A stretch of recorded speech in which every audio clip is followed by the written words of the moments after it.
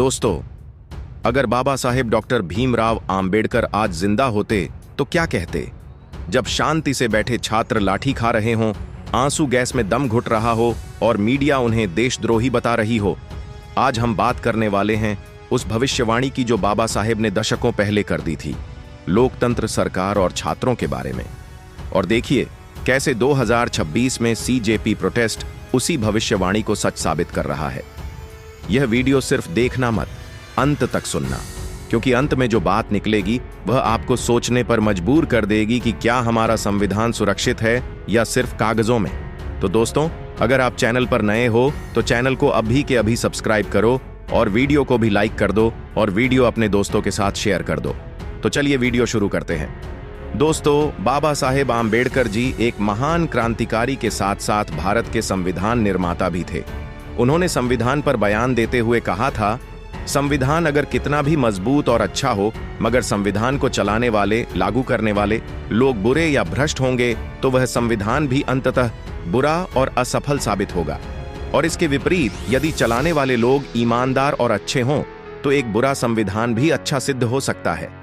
दोस्तों, ये शब्द सिर्फ किताबों के पन्ने नहीं हैं। ये बाबा साहेब की वो दूरदर्शिता है जो आज 2026 में जीवंत होकर हमारे सामने खड़ी है। दोस्तों, आज के समय में जैसे कि हम देख ही सकते हैं कैसे शांति से प्रोटेस्ट कर रहे छात्रों पर सरकार दरिंदगी से लाठी चला रही है, आंसू गैस चला रही है, बैरिकेड लगाकर रोक रही है और युवाओं को सड़क पर घसीट रही है। जंतर मंतर से संसद तक का रास्ता आंसू से भीग चुका है। सीजेपी यानी कॉकरोच जनता पार्टी, यह नाम ही एक कहानी है। जब देश के मुख्य न्यायाधीश ने बेरोजगार युवाओं को कॉकरोच और परजीवी कहा तो युवाओं ने उसी नाम को अपना हथियार बना लिया। नीट पेपर लीक, परीक्षाओं में बार बार गड़बड़ी, रिजल्ट में देरी और छात्रों की आत्महत्याओं ने गुस्से की आग भड़का दी। अभिजीत दीपके के नेतृत्व में शुरू हुआ यह आंदोलन सिर्फ दिल्ली तक सीमित नहीं रहा। पुणे, जयपुर, लखनऊ, बेंगलुरु, मुंबई, हर शहर में युवा सड़कों पर उतर आए।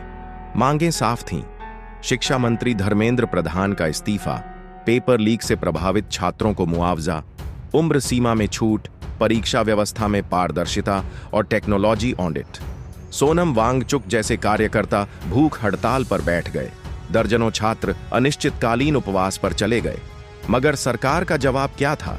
शांतिपूर्ण मार्च पर लाठीचार्ज, आंसू गैस के गोले, सैकड़ों घायल, महिला छात्रों के साथ दुर्व्यवहार के आरोप। 20 जुलाई को संसद मार्च के दौरान दिल्ली पुलिस की कार्रवाई ने पूरे देश को हिला दिया।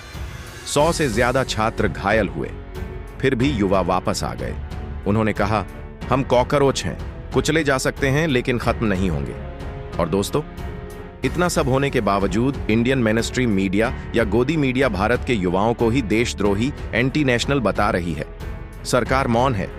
कुछ चैनल कह रहे हैं कि ये वामपंथी साजिश है, विदेशी फंडिंग है, देश को अस्थिर करने की कोशिश है।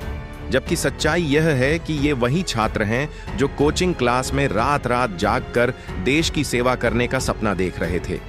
ये वही युवा हैं जिनके परिवार ने कर्ज लेकर परीक्षा की तैयारी करवाई। पेपर लीक हो गया तो साल बर्बाद, भविष्य अंधेरे में। इतना सब देखने के बाद बाबा साहेब आम्बेडकर जी के शब्द याद आते हैं। उन्होंने कहा था कि लोकतंत्र सिर्फ वोट डालने का नाम नहीं है, लोकतंत्र एक जीवन पद्धति है।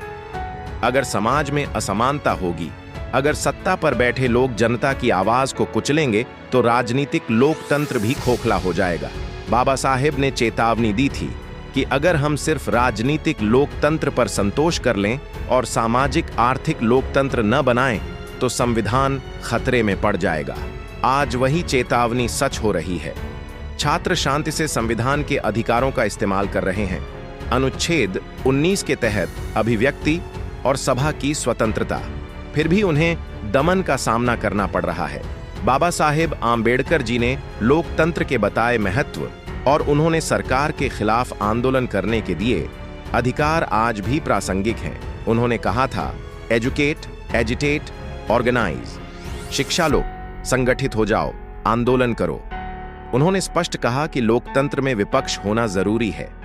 अगर सरकार पर कोई अंकुश न हो, अगर आवाज दबाने का अधिकार सरकार को मिल जाए तो लोकतंत्र तानाशाही में बदल जाता है। उन्होंने संविधान सभा में कहा था, कि हमें सिर्फ राजनीतिक समानता नहीं, सामाजिक समानता भी चाहिए। आज के सीजेपी आंदोलन में यही दिख रहा है।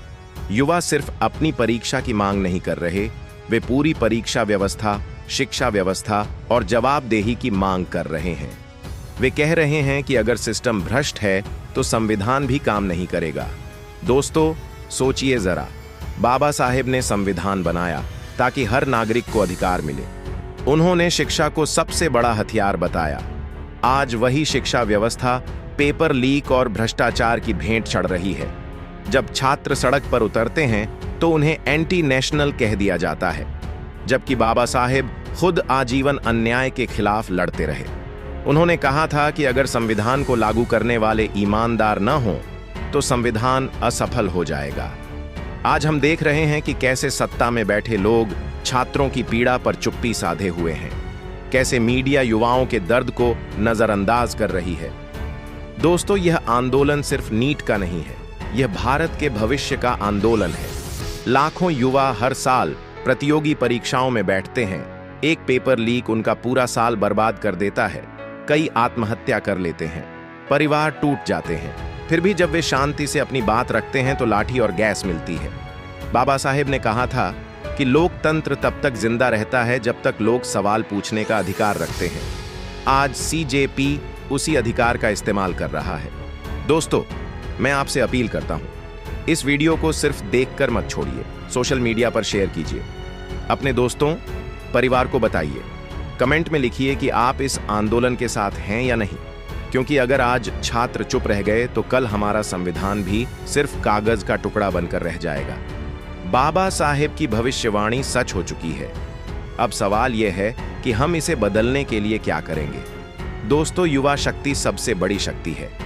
2024 और 26 के चुनावों में भी युवा वोट निर्णायक साबित हुए। अब सड़कों पर भी वो लोकतंत्र को मजबूत करते हैं, लेकिन हमें भी जिम्मेदार बनना होगा। हिंसा से बचना, शांतिपूर्ण रहना, लेकिन आवाज नहीं दबने देना। सोशल मीडिया पर फैक्ट चेक करें, फेक न्यूज से बचें। क्या लगता है आपको, मोदी सरकार छात्रों की मांगे मानेगी या आंदोलन और बड़ा होगा? कमेंट में जरूर बताएं। याद रखिए, संविधान तभी मजबूत है जब उसे लागू करने वाले ईमानदार हों। आज युवा उसी ईमानदारी की मांग कर रहे हैं। तो दोस्तों, आपके इस विषय पर क्या विचार है, हमें कमेंट करके बताइए। और अगर वीडियो पसंद आया हो तो वीडियो को लाइक करके चैनल को सब्सक्राइब जरूर करें और बेल आइकॉन प्रेस करें। मिलते हैं किसी और वीडियो में। जय भीम, जय भारत, धन्यवाद।